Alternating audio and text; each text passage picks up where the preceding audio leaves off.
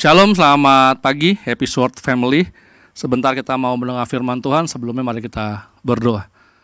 Bapak, terima kasih buat pagi hari ini. Kami bersyukur buat berkat kasih karunia Tuhan yang luar biasa. Dan kalau sebentar kami ingin mendengar firman Tuhan, buka hati pikiran kami, supaya firman-Mu boleh berakar, bertumbuh dan berbuah di dalam hidup kami, dan kami boleh semakin bertambah luar biasa bersama dengan-Mu. Dalam nama Yesus kami berdoa dan mengucap syukur. Haleluya. Amin. Pada pagi hari ini saya ingin membawakan firman dengan judul dosa yang tidak disadari.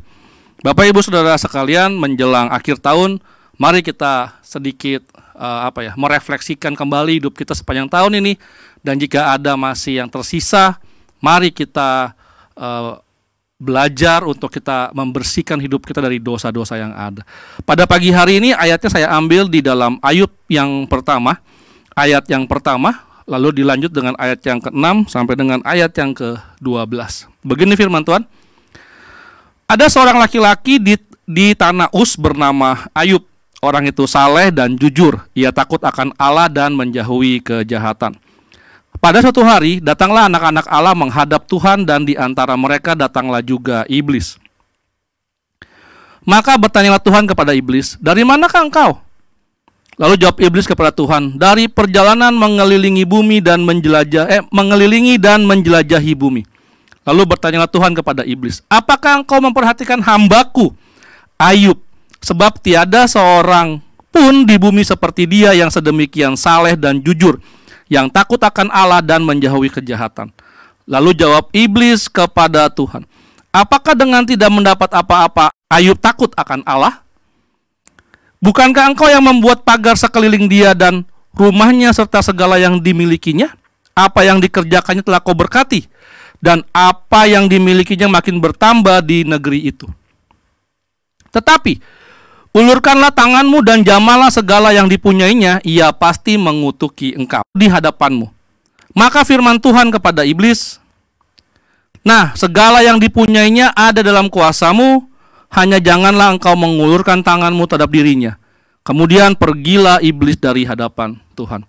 Bapak Ibu Saudara sekalian, ada seorang yang saleh dan jujur di tanah Uz. Itu namanya Ayub. Kenapa saya bisa yakin dia saleh dan jujur? Karena firman Tuhan mengatakan bahwa di Ayub yang pertama, ayat yang pertama dia bilang, ada seorang laki-laki di tanah Uz bernama Ayub. Orang itu saleh dan jujur, ia takut akan Allah dan menjauhi kejahatan. Itu ayat yang pertama. Lalu yang kedua, Allah sendiri yang bilang kepada iblis bahwa, "Apakah engkau memperhatikan hambaku Ayub? Sebab tiada seorang pun di bumi seperti dia yang demikian saleh dan jujur, yang takut akan Allah dan menjauhi kejahatan." Suatu pernyataan yang sangat kuat yang diberikan Allah kepada Ayub di hadapan iblis, bahwa Ayub adalah orang yang saleh, jujur, dan takut akan Tuhan. Di bumi nggak ada yang seperti dia.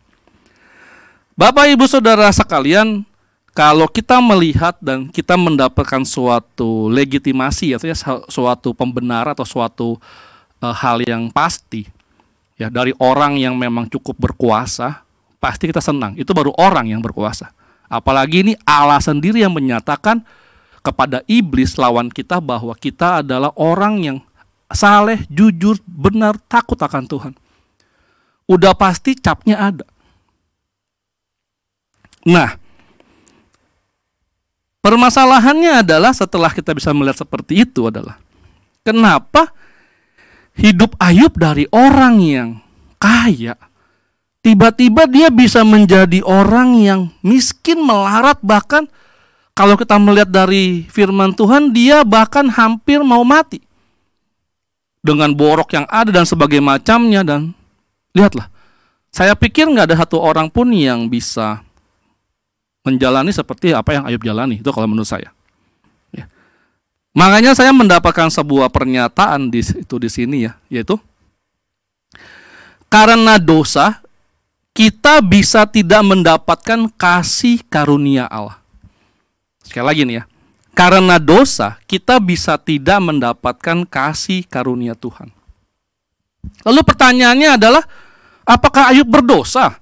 Sedangkan Allah bilang bahwa dia orang yang saleh dan jujur, yang takut akan Tuhan, dia bilang kayak begitu. Berarti ada sesuatu yang salah dong dalam hidupnya Ayub. Kalau seperti itu, benar nggak?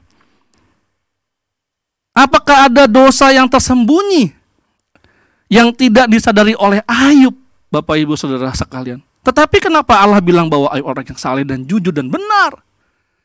Mari sama-sama kita belajar, kita kupas satu demi satu, dan saya berharap kita memperhatikan dengan baik pada pagi hari ini.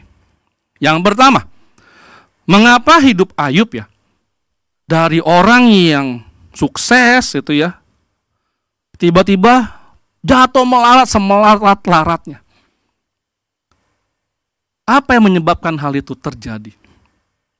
Yang pertama adalah Ayub terlalu mencintai anak-anaknya.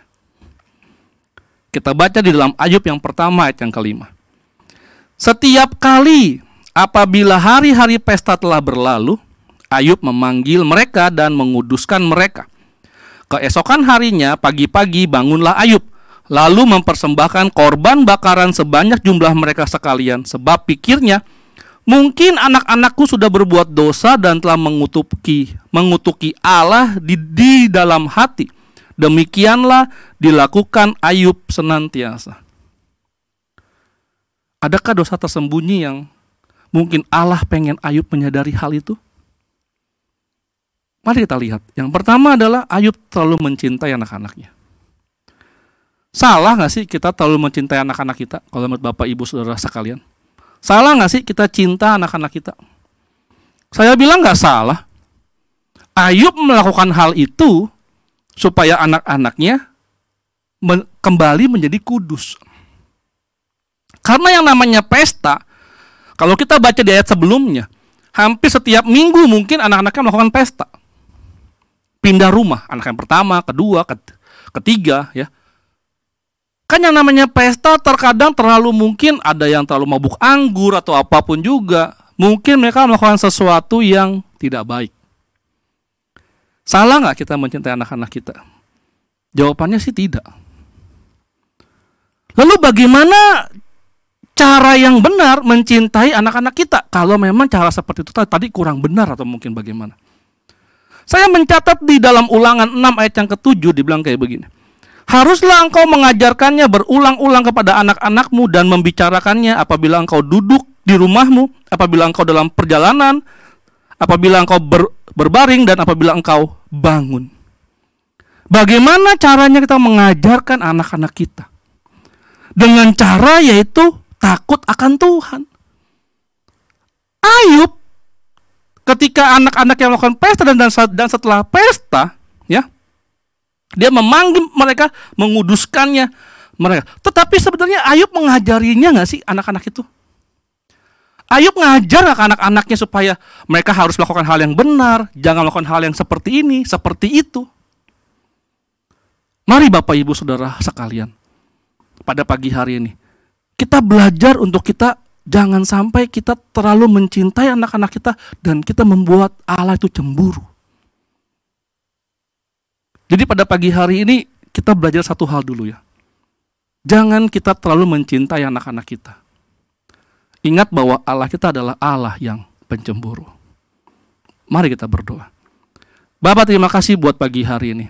Kami belajar pada pagi hari ini mengenai jangan sampai kami terlalu mencintai anak-anak kami melebihi Engkau. Kami harusnya mengajarkan anak-anak kami mengenai kebenaran Engkau. Kami mesti mengajarkan mereka takut akan Engkau. Bapak, bantu kami supaya kami orang tua. Jangan sampai kami menjadi salah jalan di dalam kami mendidik anak-anak kami. Dalam nama Yesus kami berdoa dan mengucap syukur pada pagi hari ini. Haleluya. Amin. Selamat pagi, Tuhan Yesus memberkati. Amin.